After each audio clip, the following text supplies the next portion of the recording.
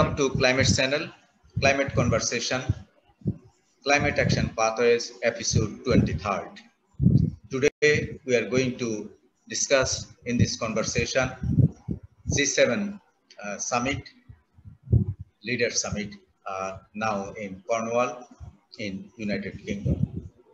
7 head of the states and governments from 7 richest countries are now having their summit to galvanize the momentum on climate support, climate finance, COVID pandemic recovery, and also what can be done for green recovery.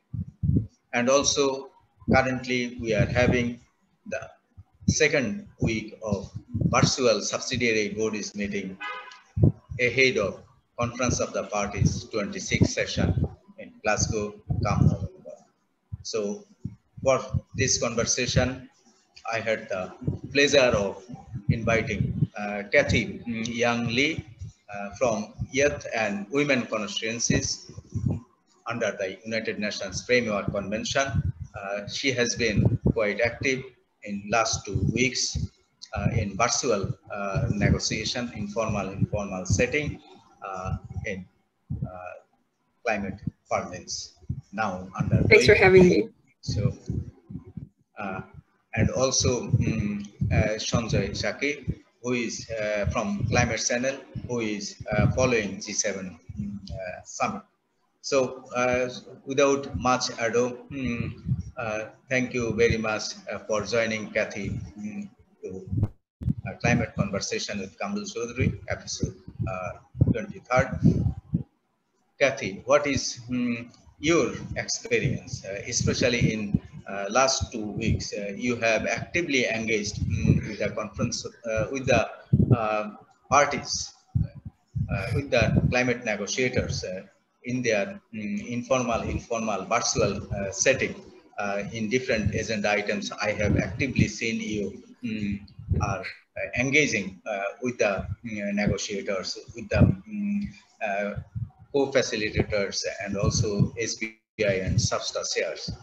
So what is your experience? Can you share what you have shared with them, and also what is your experience for last 2 weeks, and what is your expectation for next week? Yes, first, thanks again for having me here, and it's really an honor.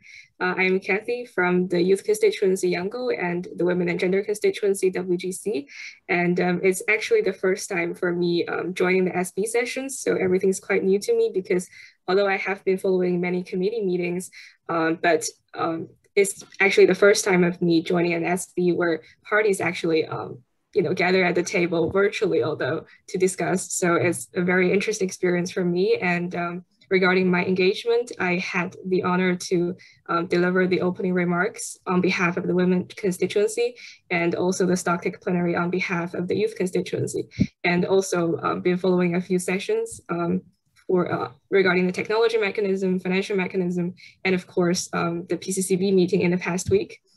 So yeah, everything has been super exciting. And also we actually had the honor to speak to many party delegates and also not just single countries, but also groups of parties. So that has been very insightful for our 2 constituencies. And also regarding my expectation for the next week, very much looking forward, although that will be very early morning for my time.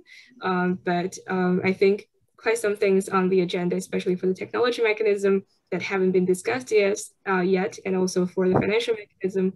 Very much looking forward to how the negotiations, informal negotiations on, for example, on informal informals, and also on how formal it is, or whether like the discussions will lead to decisions, or many interesting topics that need to be discussed. And I think especially for the PCCB, Paris Committee on Capacity Building, in the past week, it's been very insightful for both of our constituencies, and especially that it's really such an honor to have the support from many parties and constituencies on our interventions regarding empowering youth and women in capacity building. Thanks. Thank you very much, Kathy, for your reflection on the first 2 weeks of a 3-week marathon informal virtual meeting ahead of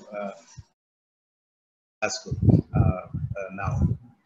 So I would also like to share that now we are having the G7 meeting summit in Cornwall, and there President Joe Biden of the United States, who has returned to with United States to Paris Agreement after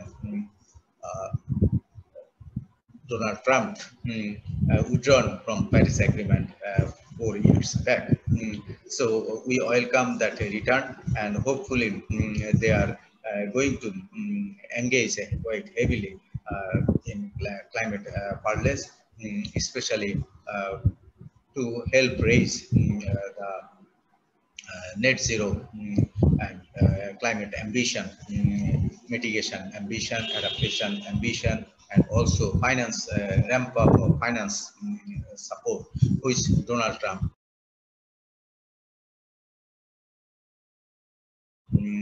blocked and didn't keep the commitment given by Barack Obama during his presidency to provide $3 billion for mobilization of $100 billion for Green Climate Fund per annum from 2020. This is 2021. So we hope that the incoming co-presidency, especially Boris Johnson and his UK government, would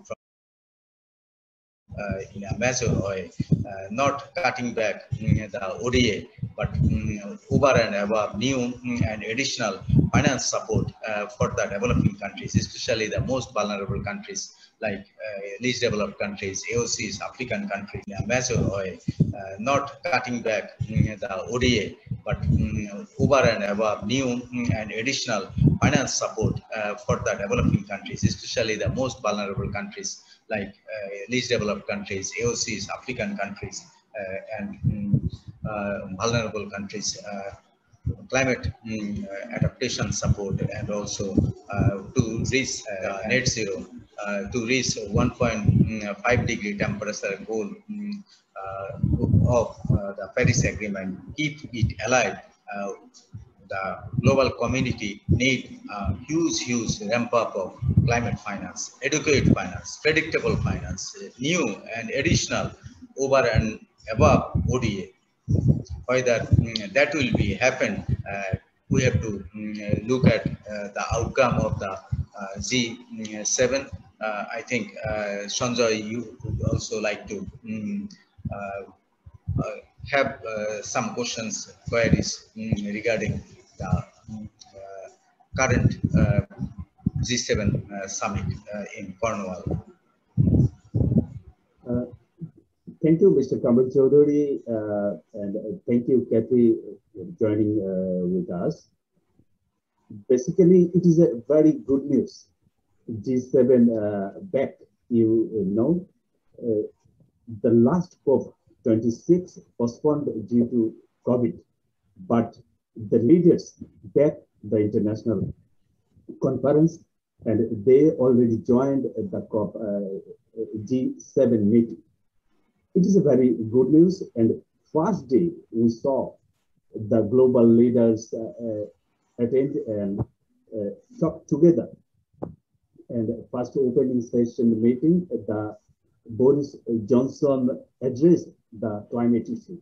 I covered the G7 in 1918 at Quebec, but at that time I have not seen the issues of climate change issues. But in this session, the opening session, the Boris Johnson addressed the climate change issue, and the global other leaders admit the issues.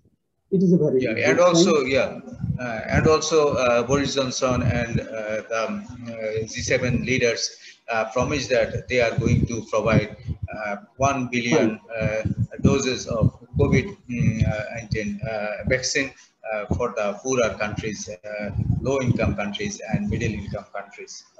So that is positive news. But I think we need to also more COVID vaccine, because very many people of the developing countries are yet to get those vaccines, and also there are vaccine imperialism. So we need to also overcome that, and in that regard also to make accessible the COVID vaccines across the continents, across the most vulnerable countries, developing countries. It is quite essential, because it is a global pandemic, and we have to fight this pandemic fight together, like climate pandemic. So we are now in climate emergency, so we have to overcome that also. So coming back to Kathy, so you are also following the finance mechanism, but for finance, adequate finance, predictable finance, new and additional, over and above ODA, it is say the need and gap. There are huge needs. Needs, especially for climate finance, the requirement for every year is like $3 to $5 trillion. But only the promise was that in 2009, 2010, the promise was made for $100 billion from 2020. But that $100 billion is also not mobilized for now, so far. So there are a lot of gaps. And if that $100 billion of 2009-10 is estimated in current price, then we can calculate it in the order of 250 $1 billion per annum. So for next 5 years, at least $1 trillion is required, should be the promise. And for next 5 years, $2 trillion. So $3 trillion should be mobilized at least for say up to 2030. If we want to keep alive the 1.5-degree temperature goal of Paris Agreement, we do require that much to be mobilized from the G7 countries. But we are not yet going to heard that good news. So what is your take? Because your generation are going to suffer the most. Yeah, exactly. And first, may I touch base a little bit on the COVID vaccine topic, because I'm not sure if you were there, but observers and parties, we had actually during the SBs had a call with the COP26 presidency on logistics, and many parties and constituency raised the concern on whether the delegates will get the vaccine. And also, this is only a very small topic among the whole vaccine distribution across the globe. This is only about the climate and also for one conference. So even this is, a huge topic for all the parties, delegates, and also whether observers will get equal treatment, because actually there was a call with Madame Espinosa yesterday with observers during the SBs, and she promised that observers will participate in the same way as parties. So if parties will be in person, observers will be in person as well. So this is a huge challenge, and also a question remained unanswered by the COP26 presidency. They have promised that they will try their best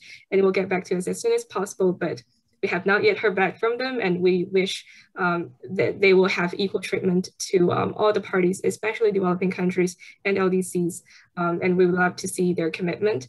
And actually from the youth constituency and the women constituency, we have always been advocating for the rights of, and also to further mobilize finance, especially for developing countries and least developed countries, as we actually addressed in the opening remarks. So although I made the opening remarks on behalf of the women and gender constituency, I wrote the finance part of the youth constituency's opening remarks.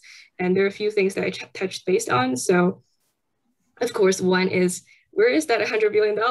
And we all know that it was not met in 2020. And actually at the youth constituency, we have a finance and markets working group. and we're very passionate about this topic. And also, of course, if my memory is correct, the new promise that it will be met by 2021 and will be exceeded. But we do know the challenge of COVID, and of course, we would love to see that $100 billion being met this year and also being exceeded.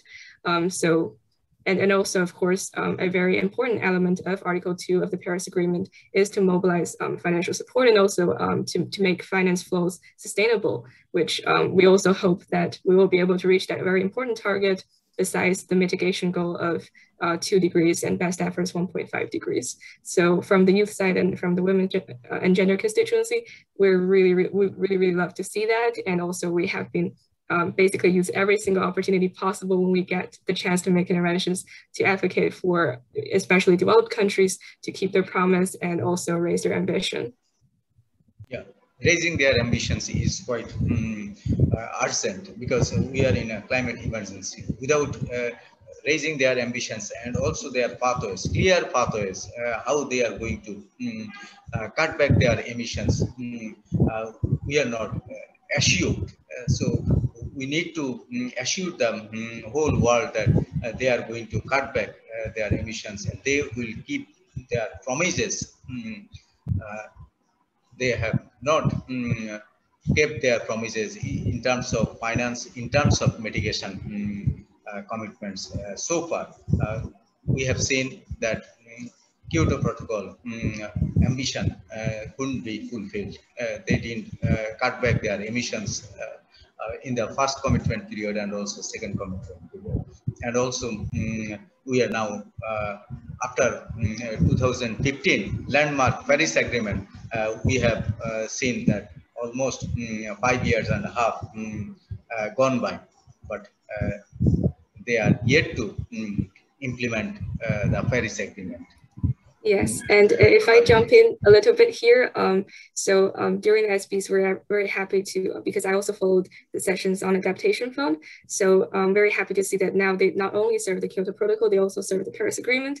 And of course, we wish to see more, let's say, bold movements from them. And also for all the financial mechanism bodies, no matter the Standing Committee on Finance or related bodies like GCF, GEF, and AF, to further mobilize support. And also like the youth constituency mentioned in the opening remarks of the SBs, besides the $100 billion, we also urge parties to at least allocate 50% towards adaptation. And also, of course, loss and damage as a topic has been sidelined as always. So of course, we'd love to see more efforts from them on loss and damage as well. And also, to further increase inclusivity and also transparency of the financial mechanism as a whole. Thank you. Yeah, you raised quite interesting topic, especially adaptation fund. You know that $100 billion is for only green climate fund. It is not meant for adaptation fund. And because of the plummeting price of CERs, carbon price was so low, so that the sales proceeds or 2% sales proceeds, which are supposed to generate the finance source of adaptation fund under Kyoto Protocol couldn't raise the amount required for the developing country parties, especially the LDCs and other vulnerable countries. So it is a huge challenge. How far under Paris Agreement we can mobilize under Article 6, 6.2 and 6.4, how much resources can be generated for the adaptation fund to ramp up support in the developing countries to help implement adaptation actions, concrete actions onto the ground. So it's a huge challenge. And also least developed country fund. There are very little fund, special climate change fund, or say other KTs globally for climate finance are dried down. And also these are supposed to be grant money, but they are the World Bank and other institutions, financial institutions push for say loan money. That will also create indebtedness in the developing countries, especially most vulnerable countries. They don't have an option for grant money, public money, public finance. Instead, they are locked in loans, tariffs. So it's a huge problem for very many developing countries.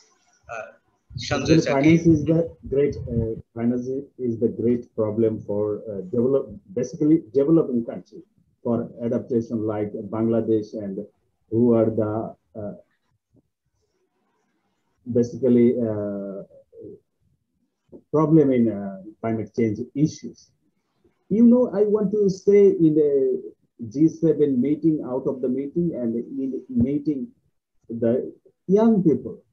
XR, you know, Kathy, XR, and Mr. Kamal, Extinction Rebellion, they protest in out of the G7 meeting, and Oxfam Observer meeting out of the G7 meeting for real action about the climate change and adaptation and mitigation. I think, Kathy, you are a young leader, and XR also the organization of young. What do you think about the protest, and what is the discussion about the young people in SB session? I want to know as a journalist, because we are out of the boundary, we are out of the box. Actually, so regarding youth, there are quite a few definitions. For the UN, it's 15 to 24 years old. For the youth constituency UNFCCC, it's from 0 to 35. So it's actually quite a broad range. And also get back to the topic of, and also just to make it clear that there's no way I can represent the voice of global youth. And I had the honor to speak on behalf, of course, the youth constituency UNFCCC, but it is everyone's efforts, and of course we try to represent everyone's voices. And also regarding the youth perspective view of the SBs, and also if I may touch base a little bit on G7, actually there is a youth version sort of G7. It's called Youth 7, and actually had the honor to the founder is actually one of my panelists at the 10th UN ECOSOC Youth Forum earlier, like that's April, so about 2 months ago. So we're very happy to see the Youth 2030 goals, and also how much UN actually allocate their efforts to support us and to host the Youth Forum every single year. And it's a great opportunity for us all. And also, of course, as actually many parties have addressed, that youth are the future, and we would also love to see, of course, more representation at the SBs, and also, of course, at COP, and especially from the youth perspective view, we are worrying that some countries may not treat youth voices at climate negotiations very seriously. And for example, some countries may want to host, let's say, an event on youth regarding climate, but they do not, and they do not have a clear idea of the outcome, whether they form a youth statement that will feed into the COP negotiations, or just a side event, which can be hosted by anyone. So we do have these doubts, and we would love to see more support, of course, from the UK presidency, incoming presidency. And we're very happy to hear the Secretariat and also Madame Espinosa's support on youth, and also many parties who stood up for our rights regarding, for example, if we narrow down the topic to SB sessions, regarding observers' participation at informals. And as you may have heard, that we have been kicked out of the transparency sessions. And like I said in the Stocktake plenary, how ironic, right? So we are very glad to see that parties, including the EU, have stood up for us, and to urge that party who raised the concern and to kick us out to explain the reason why. And of course, to date, we have not received a confirmation of why exactly that is their consideration and also their concerns. But nevertheless, we are very grateful for the parties, the Secretariat, for their efforts and support. And so that is my very personal idea on youth in SBs. Yeah. Thank you, Kathy, for joining me this evening, for sharing your perspective, youth perspective in the run-up to COP26, and also G7 summit. Thank you very much. It was a great pleasure to have you. On behalf of Climate Channel, I would like to thank you and end this episode here. Thank you very much. Thank you so much for having me. Yes. Thank you so much. Basically, we want to conclude about the G7. We are hoping the COP26 will get great result for us, for our Earth. Thank you very much. So thank you, Kathy. Thank you so much for having me, and also especially that I know it's Saturday, and also I know the SP negotiations for observers, we have been following multiple sessions and we're like very stressed, and I know that it's only more stressful for parties and also especially for you. Yeah, so really appreciate it. Yeah. Thank you. And we want to more about the young boys to COP or to SB sessions in future. Yeah, thanks. Yeah, have a nice weekend. Yeah. Yeah, and hopefully see you soon. Bye. Thank you. Bye.